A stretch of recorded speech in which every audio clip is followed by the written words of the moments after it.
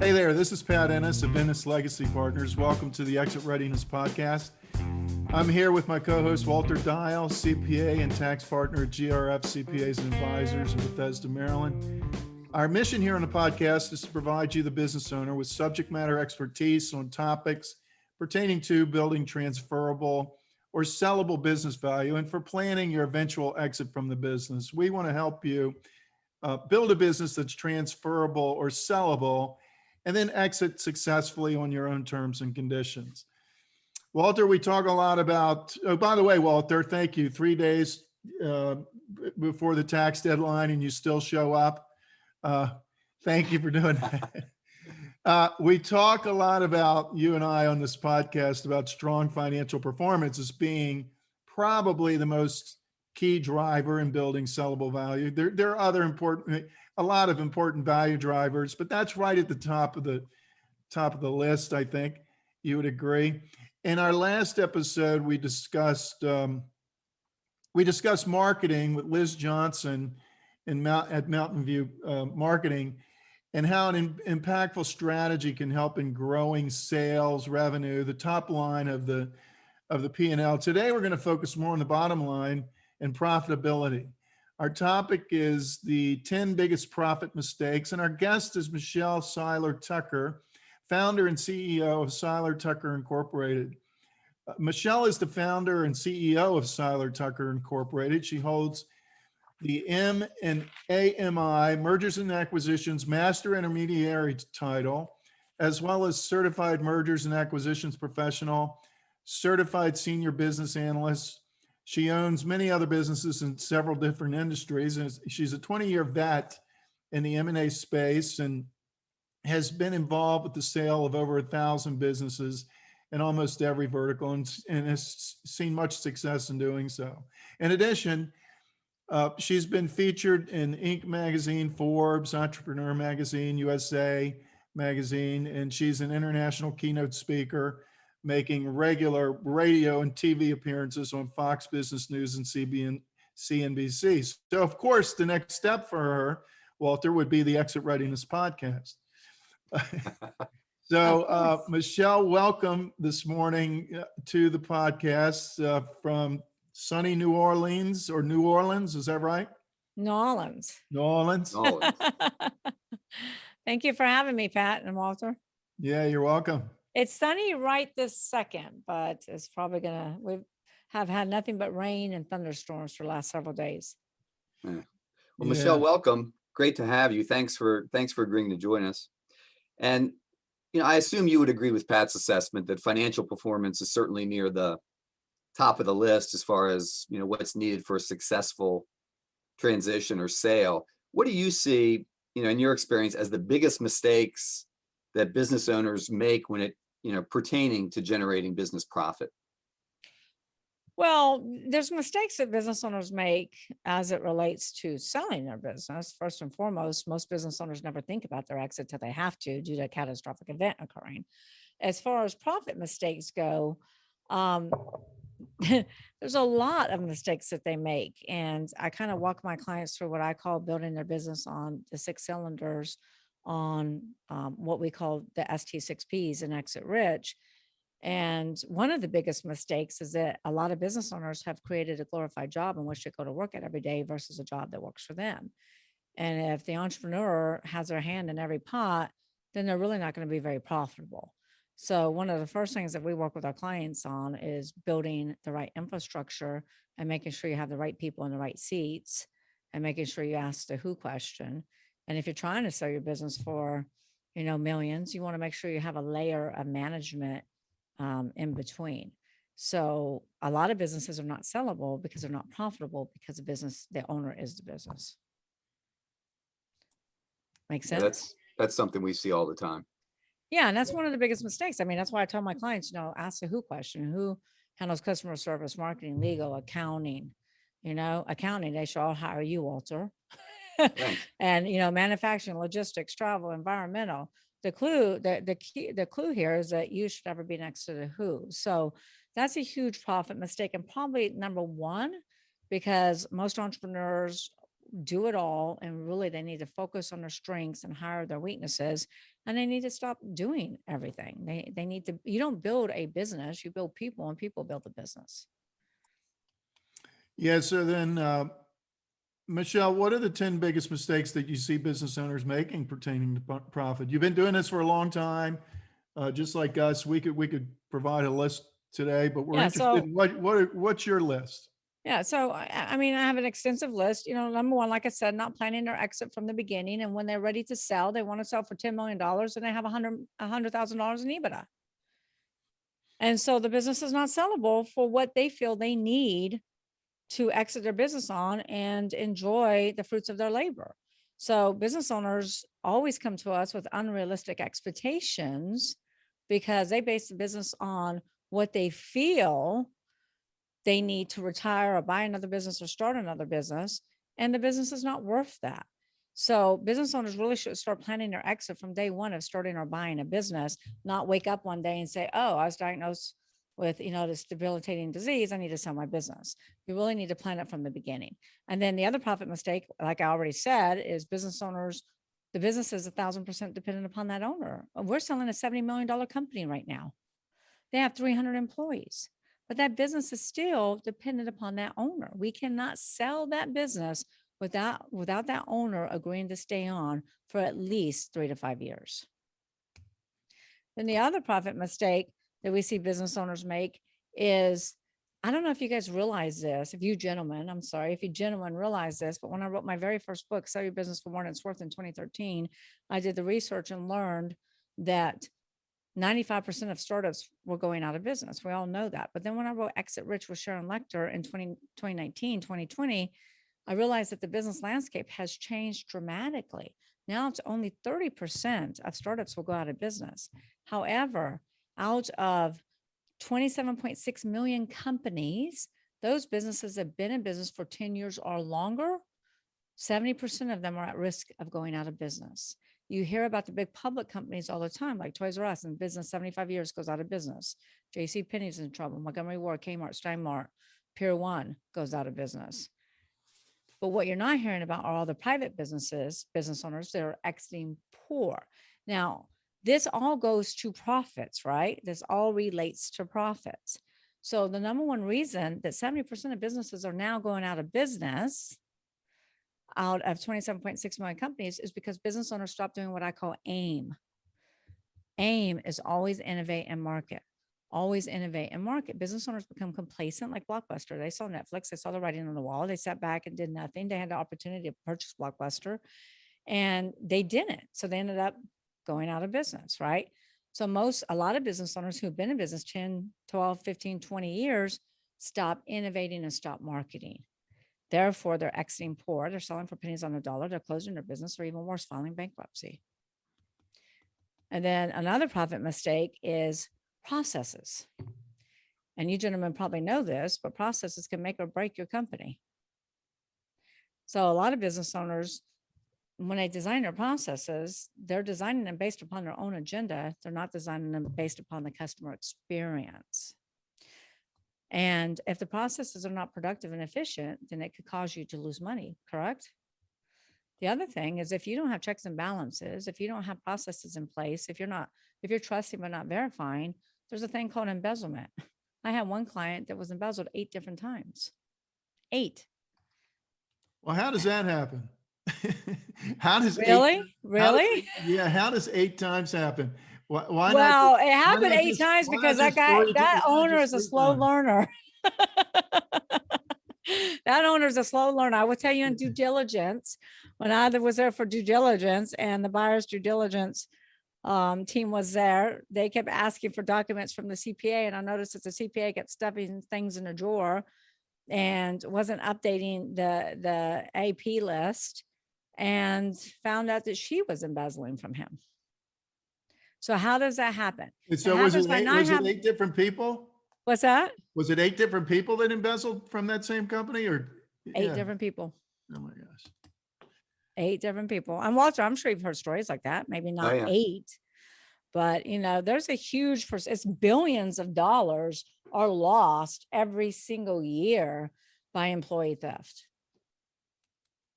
And this was a Yeah, CPA. yeah, we've This seen, was a, we've this was a absolutely seen. CPA who actually worked in the business that was embezzling. Yeah, you can't trust those CPAs. So that's a huge profit mistake. No, you cannot. Another huge profit mistake that we see business owners make is they don't know their numbers. They really don't know their numbers. You know, I ask owners all the time, well, what's your gross revenues and what's your EBITDA? And most of them, a lot of them don't know what EBITDA is, but they don't know their numbers. Many business owners have been living out of their business for so long, running personal expenses and non-recurring, that they have no idea what they're making. And the issue is they've been doing it for so long that they're not keeping track of it. So it's very difficult for us. You, Walter, as a CPA, probably don't want to know about it, but it's very difficult for us to normalize the financials and add back personal expenses and non-recurring. So when I go to sell the business, they really need to clean up their financials. You know, one thing that I think's been interesting with the whole COVID situation, and I know this just from our experience here with our company, everybody kind of got spooked, you know, a year ago, and all of a sudden managing expenses became really important. Mm-hmm. And it's amazing how many clients had ended up having great years, Mm-hmm. even if their revenue stayed flat or went down a little bit, because they actually took the time to get see what they're spending money on and get it under control. Because, you know, one of the things we see is, you know, a lot of our clients, they make pretty good money. And when you're making decent money, a lot of times you're just not that worried about where it's going. But now with this renewed focus on expenses, we're really seeing a big uptick in profitability across the board for a lot of clients. Yeah, so that's one of the things I was going to talk about as well. That was the next thing I was about to talk about. So you did great at reading my mind. But we've worked with a lot of our clients to go through their P&Ls and figure out what they can cut and what they should double down on. You know, like marketing, you don't cut marketing, but what they should cut. And there's so much waste on the P&L that they can streamline, they can cut, and they can run, you know, much tighter ship. And like you said, the revenues go down, but they're making more money. And at the end of the day, it's not about the revenue, it's about the EBITDA. Right. Yeah. And then there's just so many profit mistakes. The other one is just not having enough working capital. You know, so many businesses went under so quickly during COVID because they just didn't have enough working capital to keep them afloat. And another thing that we see that's a big profit mistake is not having contracts in place. We put this under proprietary, which is the fourth P that we talk about. Proprietary is the highest value driver. Proprietary can take you from a 4 multiple to a 5 multiple to maybe a 6 multiple. And so we work with our clients on building their proprietary assets. But one of the biggest issues that we see is we have a company that we're selling in the $20 million range, and they have a vendor in Canada that manufactures all their products. There's no contract in place. The guy is like 65 years old. Nobody in his company does what he does. They have no backup plan. So they could practically be out of business if something happens to that gentleman. Does that make sense? Yeah. Sure. Yeah, it makes sense. And then we have another company we're working with that does manufacturing, and they have all their people in the warehouse and manufacturing plant 1099s. So as we're doing the evaluation, we have to subtract that from EBITDA because they really need W-2s. Yeah. Not 1099s. The other thing that we see a lot of business owners make mistakes with is they go out and get a trademark in their local state, but they don't get a federal trademark to protect their company name, protect their products. And when we go to sell it, well, I've seen business owners in business 10, 15, 20 years, all of a sudden receive a cease and desist letter in the mail. They have to stop using that company name. So we really work with our clients to protect their proprietary assets. Contracts is another big issue. We've had deals fall apart because they have client contracts, but they're not transferable. And if it's not a stock sale and the buyer won't agree to do a stock sale and the customers won't agree to sign a consent to transfer, then your deal can fall apart. Okay. We had a couple of businesses that went out of business because they were manufacturing in China. And when COVID happened, it was dead. So those are a few profit mistakes, but I could probably write a book on the mistakes of business owners. That'll be your next book. So Michelle, let me ask you a question, because a lot of the clients we work with are in kind of that mid-range, anywhere from 5 million to 20 million in revenue. They're very, most likely companies like you described, where they're very owner centric, which is a big problem. Processes are iffy. A lot of these other issues you raised are all issues. So, I mean, realistically, and I realize it, it's hard to nail it down, but someone who has a lot of these problems, when do you like to get involved? Like 3 years before a transaction, 5 years, 6 months? What do you think? I like to get, it depends upon the business. It depends upon the industry. It depends upon what the objective is of the business owner. But, we got one client in California that's engaging us now. She wants to sell for 70 million in 3 years. So she's engaging us now. We're working with her now to build her business to sell for 70 million, to sell for her desired price tag. So we've gotten involved as far as 3 and 4 years in advance. It just really, again, depends upon the owner's objective. Yeah. But sooner is better than later, because Yeah. it's not just about selling, right? I mean, first of all, Steve Forbes says 80% of businesses will never sell. 8 out of 10 businesses don't sell. And Steve Forbes endorsed Exit Rich. So it's not just about selling. It's actually about building a sustainable, scalable asset so that when you are ready to sell, you'll have something to sell. And that's why so many business owners are going out of business, 70%. And that's why 80% of businesses don't sell, because business owners never take the time to plan their exit and build an asset that somebody actually wants to buy. There's really more buyers for good businesses than there are good businesses to buy. Yeah, I bet that's true. Well, when we get, the sweet spot is over 1 million in EBITDA. So when we get businesses over 1 million in EBITDA, we've got hundreds and hundreds of buyers. Because there's 5 different types of buyers. So we have hundreds and hundreds of buyers for businesses over $1, $2, $3 million in EBITDA. We're selling a business right now, 17 million in EBITDA. And we've got over 600 buyers that we're working with. Now we narrow it down. We don't bring 600 LOIs. Yeah. We narrow it down to like 10. Yeah, so you've made a number of key points. Well, that's good, isn't it?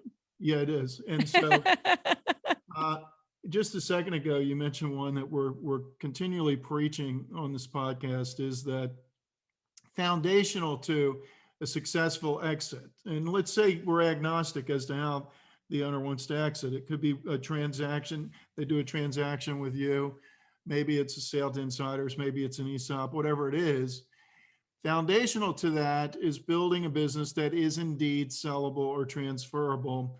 And that doesn't happen in just 6 months. Mm-mm. And so too often, I mean, each and every week, I've gotten calls this week, I'm sure Walter has, and I'm sure you have too, where people say, I'm ready, in quotes, to leave, to exit. Well, you can take 5 to 10 minutes on the phone with them and ask them a few what questions, or just a few qualifying questions, only to learn that no, your business isn't ready, and neither are you, really, based on what you want, just from a financial perspective, let alone from a values-based goals perspective. So you're right, or of course you're right, that all of that starts years in advance, and hopefully, indeed, when someone launches their business day one, they're starting to think, build with the end in mind. They really, that's what they need to do, because, business owners have to change their mentality. They have to change their mindset.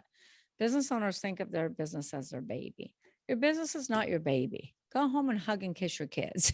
Treat your business like the valuable asset that it is, and build it to sell. Because if you're building it to sell, what are you going to have? Well, you're going to have a much more profitable asset. And you're going to have more options for exit. Yeah. Because even if you want to transfer it to your kids, it still needs to be sellable. It needs to be sellable. And let me tell you, less than 10% of businesses are transferred to their kids anymore. That used to be, huge back in the day, but not anymore. Kids don't want to follow in their parents' footsteps. They want to go out and create their own masterpiece, their own legacy. So that really happens less than 10%. ESOPs are less than 10%. Yeah. So selling 100% of your business, or, what's really prevalent these days, or buyers are buying 60%, 70%, or 80% of the business, especially if the business is really dependent upon that owner.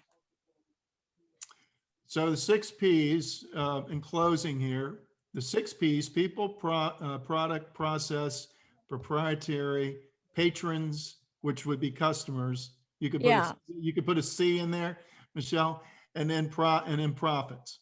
So patrons, that's another big profit mistake. A lot of business owners have customer concentration. You know, we're working with a company right now. It's got 70% of their business tied up with one customer. If they lose that customer, they could lose 70% of their revenue. So that's huge. And then profits, I always say profits is never the problem. Lack of profits is never the problem. It's always a symptom. And not having the right people in place, not having the right processes, not protecting your proprietary, you know, not being in the right product, right industry. If your product industry is going down and you stop innovating, but it's always a symptom. It's never the problem. If you're running on all 5 Ps, you're gonna be profitable. If you're not, you won't. Does that make sense? Of course. Yeah, it makes sense to us. Okay, so in closing here, you've given us some good information about mistakes and 10 biggest mistakes, and then your 6 Ps. To avoid such mistakes, you know, we continually advise owners to begin planning today, and you've mentioned that more than once, I think, today, in designing and implementing a plan that is based on their goals and objectives. What do you think? Is there anything else that you would say in closing here that owners should do to avoid the kind of mistakes that we've been talking about here today? Well, they can read Exit Rich. Okay. And oh, by the way, if you want to promote something today, and I guess we can guess what it is. If you want to promote something here today, right now would be a good time to do it. So to avoid making these mistakes, it can really, you know, read Exit Rich, plus align themselves with you, Pat, Walter, myself. You know, I've helped hundreds upon hundreds of business owners, if not thousands, build their business so it's actually a sellable asset. And that is really the truest, biggest mistake, is not planning your exit from the beginning and building a business that buyers want to buy. But Exit Rich is in pre-launch. So just to tell you a little bit about Exit Rich, it was endorsed by Steve Forbes. And Steve Forbes says Exit Rich is a gold mine for those entrepreneurs who leave way too much money on the table. Plus, my co-author is Sharon Lecter, who wrote Rich Dad Poor Dad with Robert Kiyosaki. And she's a 5-time New York best-selling author, CPA, financial literacy expert, and the advisor to many different presidents. She writes the Mentor's Corner after every chapter. Kevin Harrington, the original Shark on Shark Tank, wrote the foreword. Plus, we have a bunch of other testimonials from like Mark Victor Hansen, Jack Canfield. Exit Rich is in pre-launch. It comes out June 22nd, but you don't have to wait till June 22nd to read Exit Rich. You can go to exitrichbook.com. And we will email you the digital download immediately for $24.79, which is less than Amazon. And we'll send a hardcover to your doorstep for anyone that lives in the United States. Plus, we will give you a lifetime membership to the Exit Rich Book Club, where there's a lot of video content of me doing training and these different techniques and strategies that I've been practicing for the last 20 years, plus documents to operate your business, documents to sell your business. So sample employee handbooks, non-competes, PP, policy and procedure manual, sample letter of intents, due diligence checklist, purchase agreements, closing docs. All these documents will probably cost you over $30,000 to recreate. They're there for your review and your download. Plus, we're giving 30-day free membership into Club CEOs, which is a mastermind where we do Q&As and hot seats to really help business owners get unstuck, innovate, market, and create that sustainable, scalable, and sellable business. That's a lot of great stuff for just buying a book. Which Yeah, is it really is. $24.79, right? That's probably less expensive than lunch. Wow. All right, so everybody go buy our book. Yeah. And then Michelle, exitrichbook.com. thanks so much for all this information. It's been great. So if a listener wants to contact you, other than get the book, if they just want to contact you directly for assistance, how do they do that? So they can go to my main website, which is seilertucker.com. And that's SEILER, seilertucker.com. My phone numbers are there. But they can also reach me at 504-525-1717.